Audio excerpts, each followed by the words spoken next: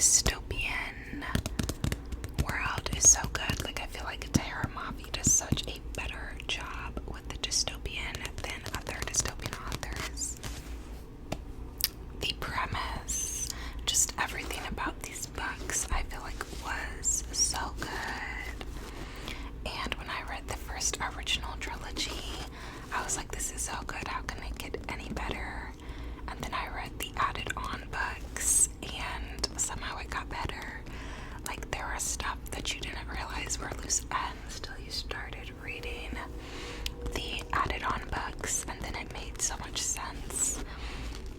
But yeah, so I read the full series, all like 7 or 9 books, including the novellas, except the last book and the last novella. And now it's been like a month since I've read these, and I'm just putting it off because I don't know, I just, binged like 7 in a row of these beauties, and I just wanted a break and to read something else afterwards. But this is literally such a stunning series.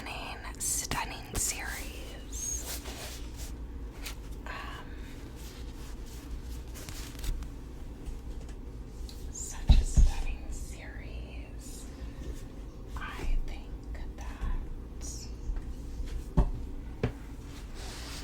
I think that these two are my favorite in the series.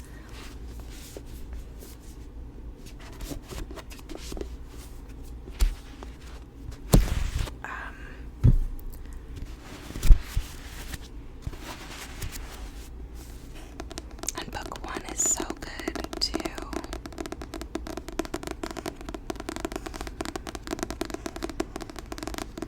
But yeah, these 2 books, specifically the 3rd one and the 5th one, are just so stunning. This one does such a good tie into the previous 2 books.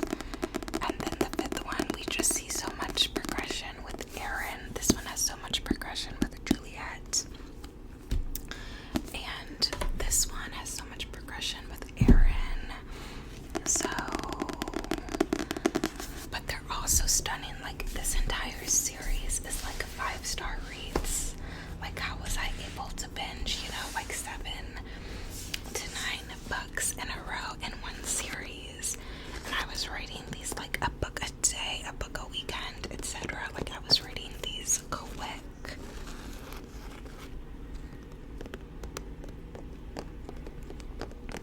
So yeah, I definitely recommend this series to anyone who likes fantasy, anyone who likes dystopian. This is such a stunning series.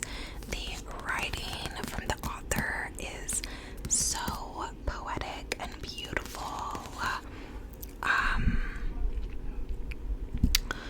Just this whole series is just so freaking stunning.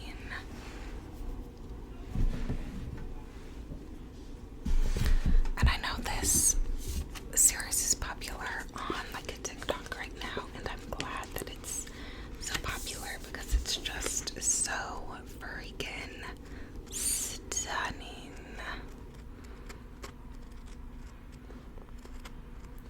Like, everything about it is just so stunning.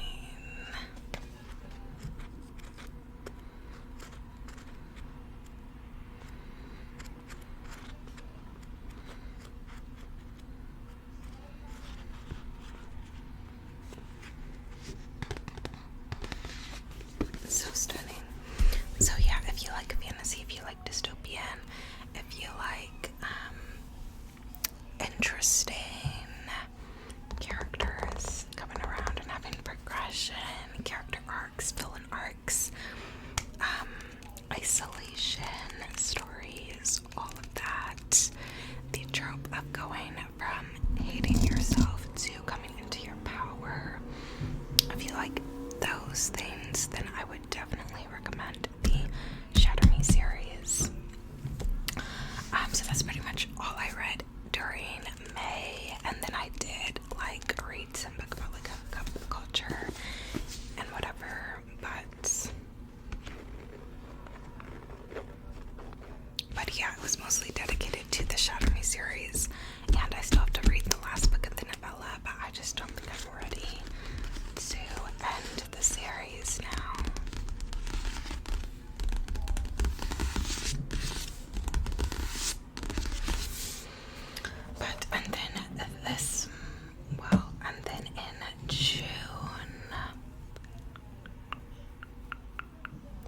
June is not over yet when I'm recording this, but we'll just talk about some of the ones I have read this far.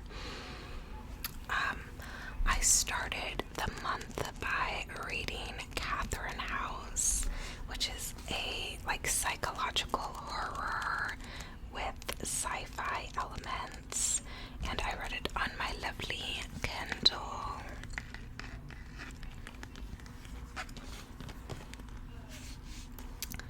And Catherine House, I talked about in a vlog, but Catherine House made me so salty.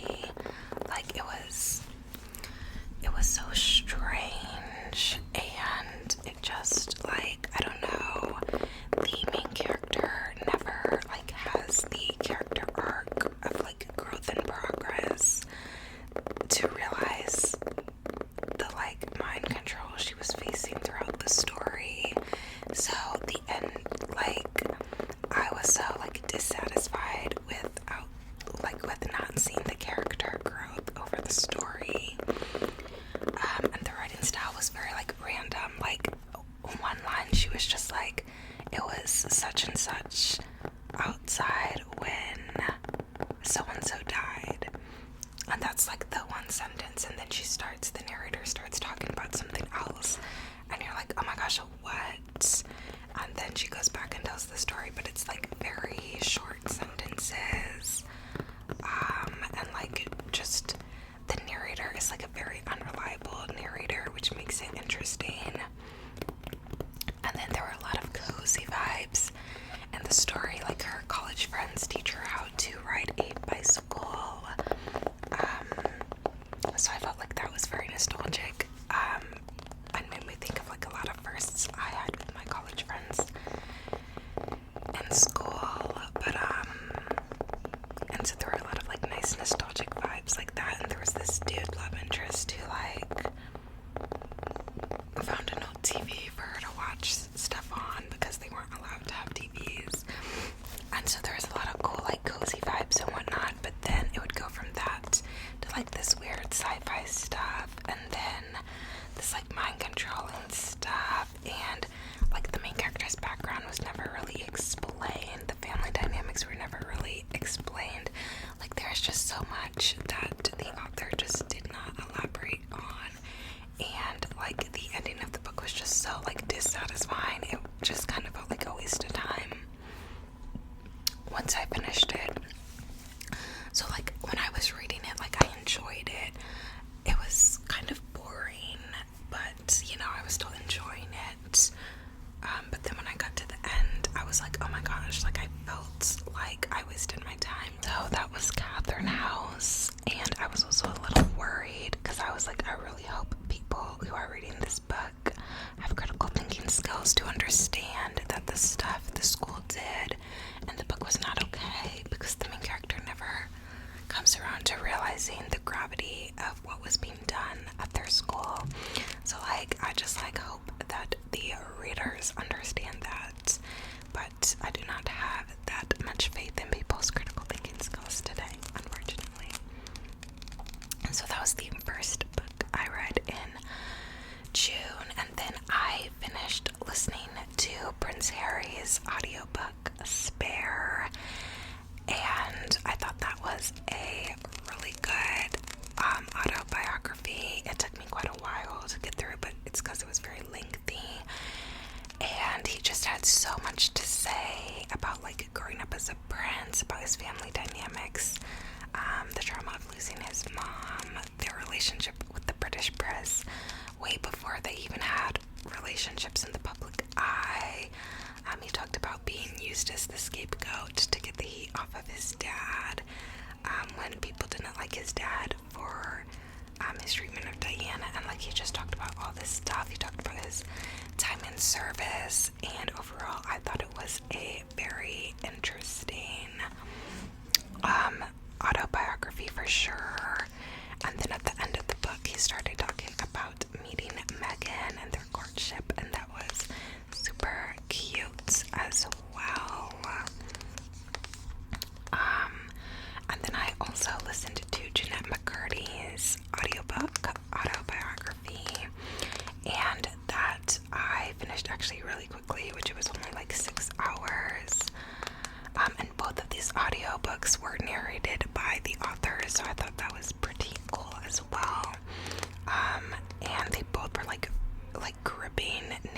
authors, so that was pretty cool as well, I think. And Jeanette Mcurdy's book, like, it was very, like, quick to get through. I felt like I was nervous going in because I thought maybe it would be hard to get through because of the deep matter discussed, which huge trigger warnings for many things throughout that book. The whole book's, you know, about her relationship with her narcissistic mother when she was alive.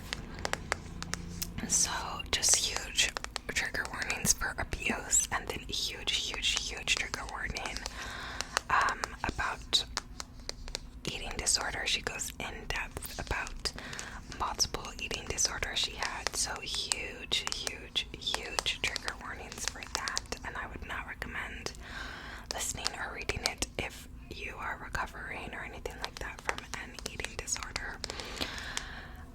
But yeah, I thought it was a really good book because she tells it from the point of view of herself as a kid, so she's making all these excuses for her mom and like telling herself that her mother must be just doing it out of love or because she knows what's best or whatever. And then finally at the end of the book, the last chapter, like she addresses like every single one of the things before that she, you know, was like twisted into believing was one way, and then she realized it was the opposite, and she like went through like each one of those points, and it was just done so well. Like I had to re-listen to that ending chapter, and it just addressed things really well, and it was really interesting hearing about her upbringing, hearing how she didn't even want to start acting originally, and yeah, it was just very interesting, and I feel like kind of cathartic,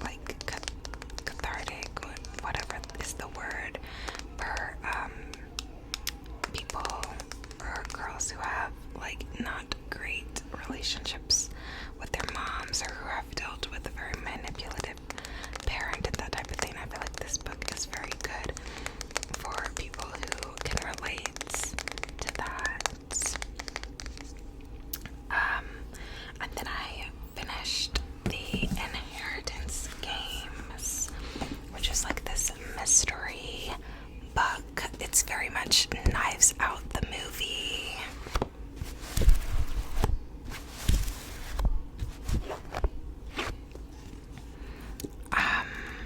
And this book, I was liking it at first, and then I really wasn't, and then I still wasn't, and then at the end I did again. But yeah, this book honestly disappointed me. Like, I just heard so many great things about it, and it just, I feel like, did not give what needed to be given. Like, everyone, these boys in the family were just talking in riddles the whole time, and some of the times the riddles just didn't even really make sense. And then others of the clues were kind of like obvious, and I don't know. At first I really liked the main character. I mean, I still liked her all throughout the book. I never disliked her, but at first, like, I really related to how she kind of just like, she didn't like have a lot and whatnot, and then they started to focus more on her relationship with all these new guys that she meets in this fancy house that she's left, as well as her dynamic with her sister. And I could not relate to her dynamic with her sister.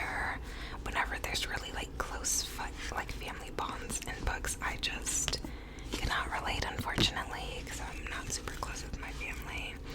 So I could not relate to her like close relationship with her sister, who took her in when she was sleeping in her car. And then I was annoyed because her sister was keeping around this dude that was abusive, and like he was putting both of them in danger. So then I was wondering, like, I was just like not happy with the sister and the book, and the boys, like none of the boys were giving what needed to be given, I feel like, and they were like sort of love interests for her, and just none of them were really given what I needed, were not putting down what was needed, I felt like. And then the mystery, I don't know, the mystery element, just like it didn't wow me, like not until the very end where there was a twist that had me like, oh, cool, didn't see that coming.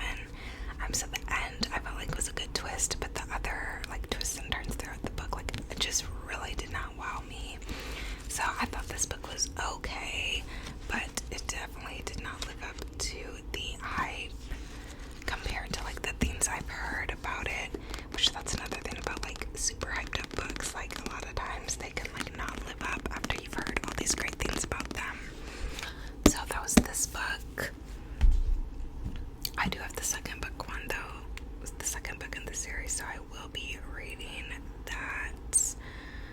And I also finished the Silmarillion finally after, literal months since I've been reading this since January.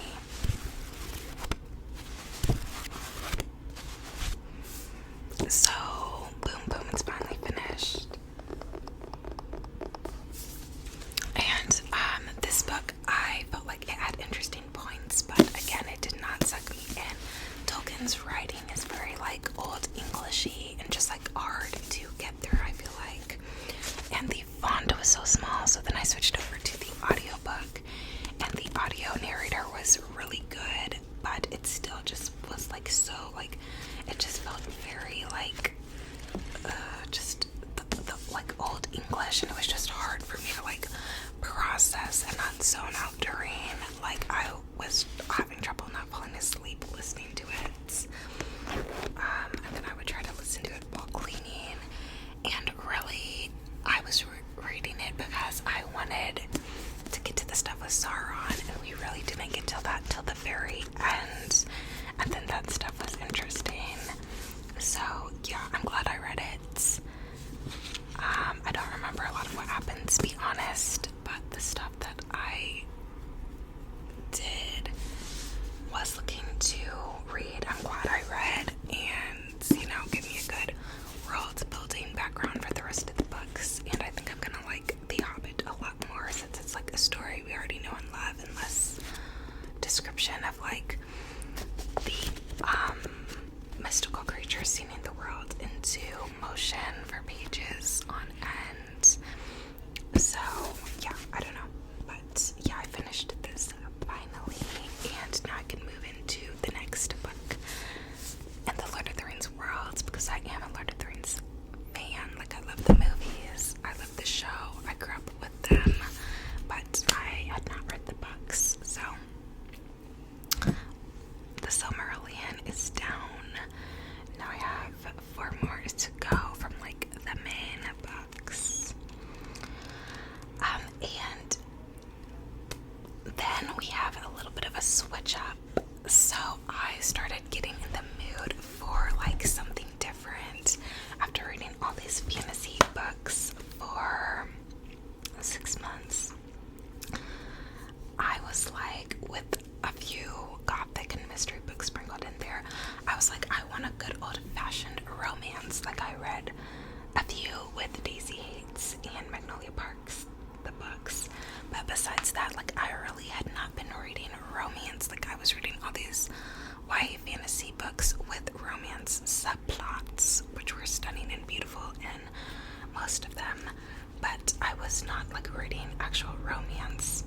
So I decided to start reading The Fine Print, which everyone's been recommending, and so I started it. This is what it looks like on Kindle, which is what I read it on, and I loved this book. I ate it up so bad. It's the first book in the Dreamland Billionaire series, if you are not familiar, but it's basically about this like super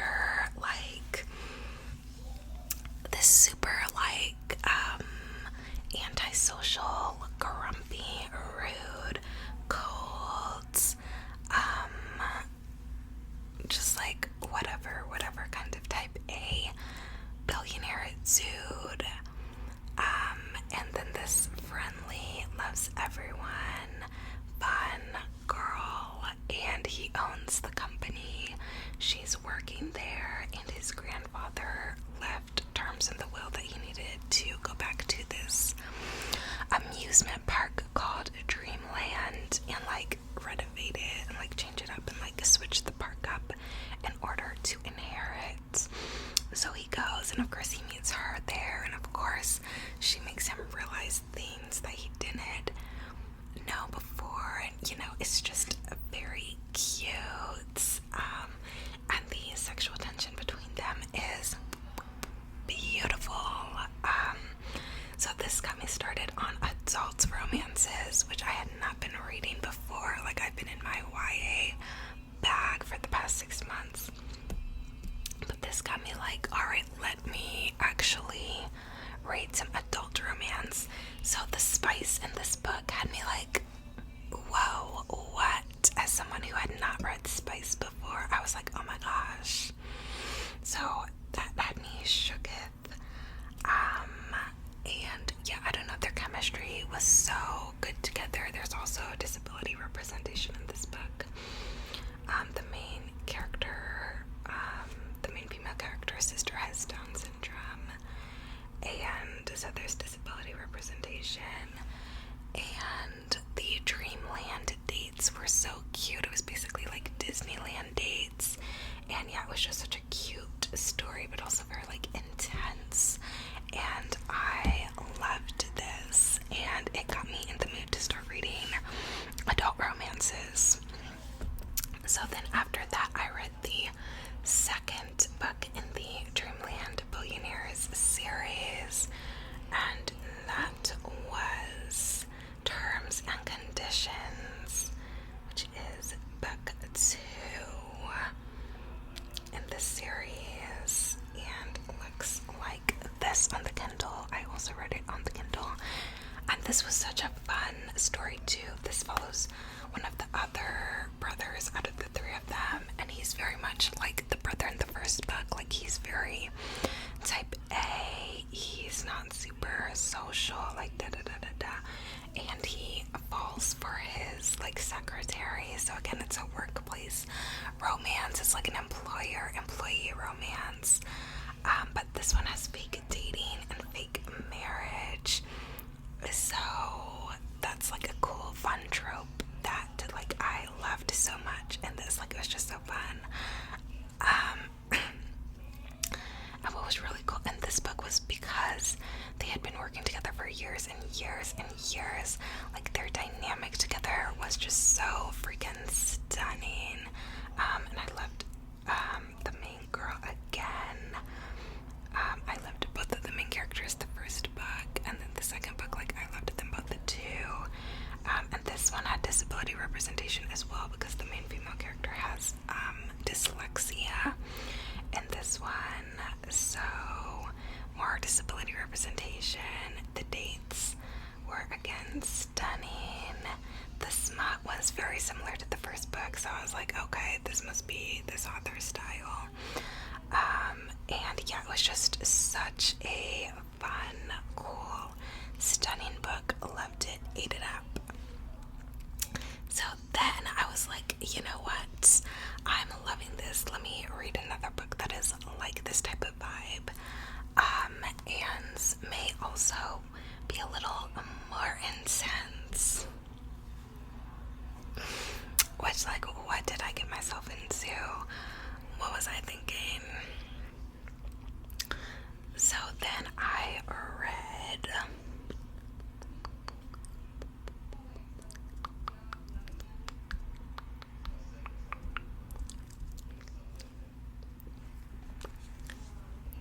Twisted Love by Anna Han. And this book was something else. I went to buy this physical copy, the fine print physical copy, Terms and Conditions physical copy, and Twisted Lies physical copy. But this book was truly something.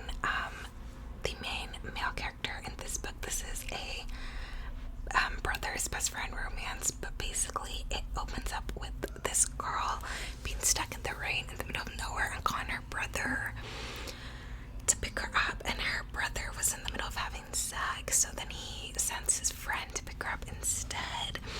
And his friend is this super like moody, broody, cold guy. And so then the brother's leaving, and he asks the best friend to like watch over her and to move in next door to her while he's gone. So the dude does, but he's like this super like, he's this super like, just like something else, dude. This is a dark romance. I don't think I said that. This is like a dark romance. So this was like my first dark romance read where I was like, oh my gosh. Because this man, like, he has this whole vendetta on the side. He's trying to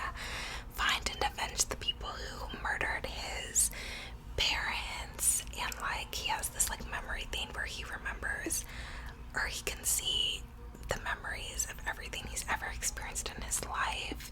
So he like can rethink of the moment his family died and what it looked like consistently. And it's not like PTSD, it's like some specific condition where he can always remember it. And it's not photographic memory, it was something else. But he has this specific like condition thing. So he's like really intense all the time, and he's like trying to find these people. And then on the other side, he's like now like protecting this girl. And of course, it being a dark romance, he's very like overprotective and like overbearing and like just like over the top. And yeah, this book just had me so shook, just so shooketh. Would I want to be around a dude like this in real life? Absolutely not. Not with a 10-foot pole. But was it so interesting, fascinating, and just like raw reading it in a book? Yes, I read this book so quickly. Like I ate it up. I was like, oh my goodness. So seeing his like dynamic with the girl was so interesting, and seeing how like obsessed with her he was like so like giggly and squeal worthy. And then there were like multiple plot twists at the end. And the first one like I saw coming, the second one I did not see coming, and then the ending I felt like was a bit like anticlimactic and just like a bit like but after those two big surprises. But yeah, overall I really enjoyed. But it is a dark romance, and I would encourage anyone to not be in that type of relationship in real life. But it was stunning to read about in fiction. And then I read Twisted Lies, which is the fourth book in the series. I skipped book 2 and book 3 because I was not interested in them. Like the one book was about a bodyguard and a princess, and I just wasn't feeling that vibe. And then the other book was about the main character from book 1's brother and her friend, and the brother was just like so like goofy and like golden retriever boy type, and I was just in the mood to read about like broody, moody protagonists. So then I started Twisted Lies, which was the next moody birdie one, and it was stunning as well. It's about this dude who's like a landlord, and he's like obsessed with this girl who's his tenant. It's another dark romance.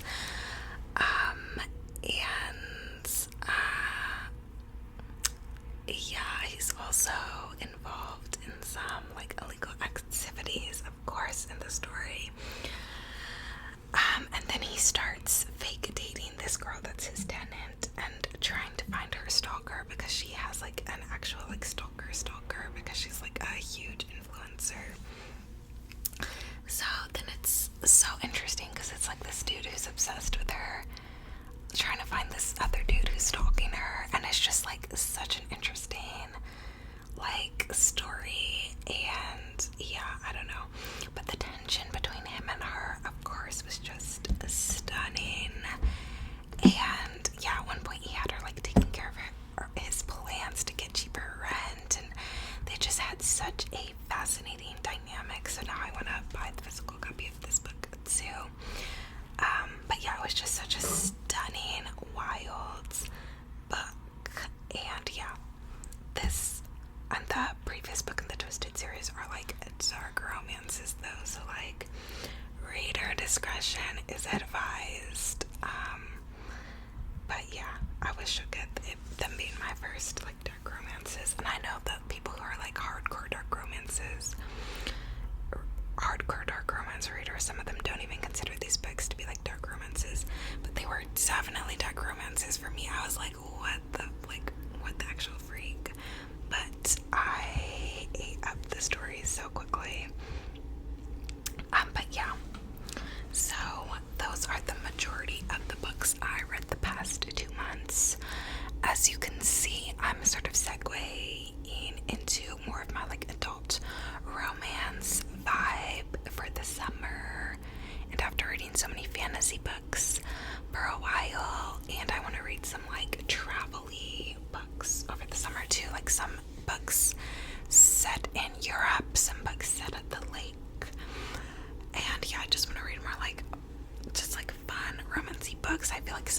not as much the time to read fantasy. Like fantasy feels like more like the winter when you like look outside and it's cold and dark and you want to like be taken into a different world for a sec. I feel like that's when fantasy really shines, although I love fantasy in general.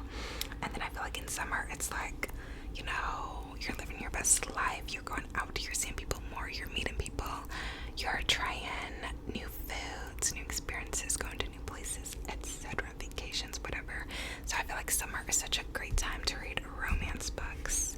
So I've been in my romance bag this past month. But yeah, those are the books, or some of the books that I've been reading the past couple of months. I hope you could enjoy, if you made it to the end of this video.